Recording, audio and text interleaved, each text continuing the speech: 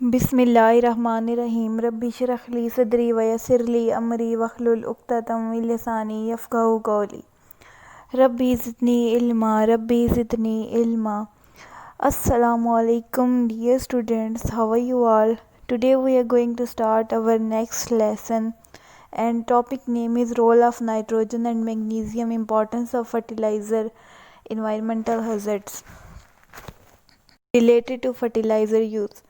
After studying these topics, you will be able to know about magnesium and nitrogen role, importance of fertilizers and environmental hazard related to fertilizer use. So your activity is you have to search some names of fertilizers by your own self. So we are going to start our lesson. First of all, we have to study role of nitrogen and magnesium, यानी कि nitrogen और magnesium का plant की ज़िंदगी में क्या किरदार है। सबसे पहले हम पढ़ेंगे पहले पैराग्राफ के अंदर नाइट्रोजन के बारे में। जो प्लांट्स हैं ना वो नाइट्रोजन लेते हैं in the form of nitrates. जो नाइट्रोजन है वो मेजर कंपोनेंट होता है हमारी प्रोटीन्स का, हार्मोन्स का हमारी बॉडी में होते हैं, क्लोरोफिल का, विटामिन्स का और एंजाइम्स का। बेसिकली नाइट्रोजन इनका हिस्सा है। इसके अलावा नाइट्रोजन मेटाबॉलिज्म जो है वो मेजर फैक्टर है स्टेम और लीफ की ग्रोथ में।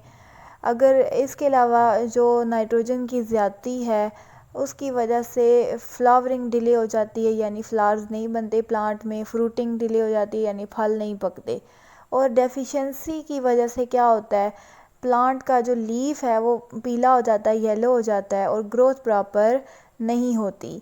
तो हर चीज़ की जो है ना एक ख़ास लिमिट जो है ना वो ज़रूरी होती है। ज़्यादा अगर नाइट्रोजन होगा तो भी नुकसानदेह है, अगर कम है तो भी नुकसानदेह है।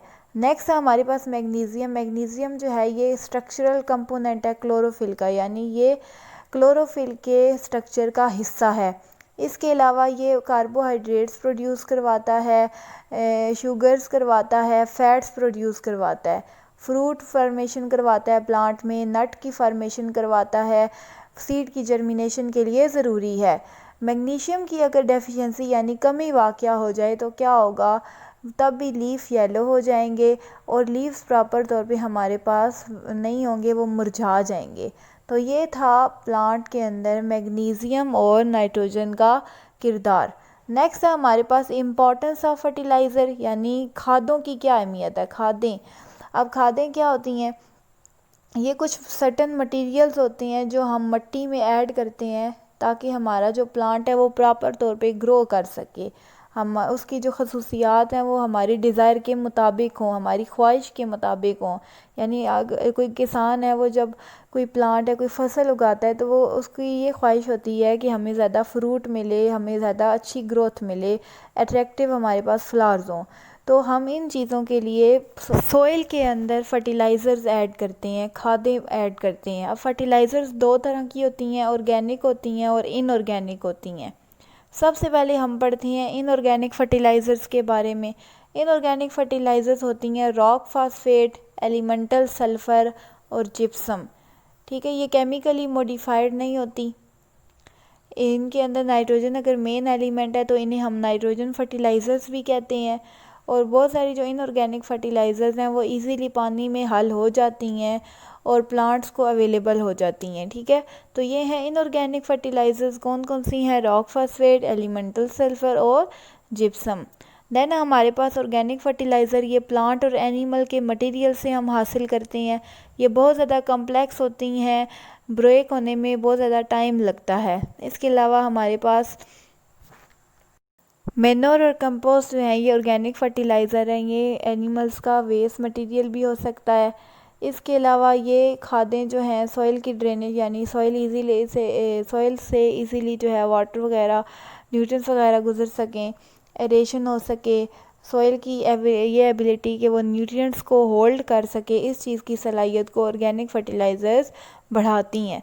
तो ऑर्गेनिक फर्टिलाइज़र हम कहाँ से हासिल करते हैं, प्लांट और एनिमल मटेरियल से। बहुत ज़्यादा कम्प्लेक्स होती हैं, इसके अलावा बहुत ज़्यादा टाइम टेकिंग करती हैं कि ये ब्रेक हो सकें। और माइनर और कंपोस्ट जो हैं ये इनकी मेजर एग्जांपल्स हैं, ये यूज़ होती हैं एज आ ऑर्गेनिक फर्टिलाइज़र्स।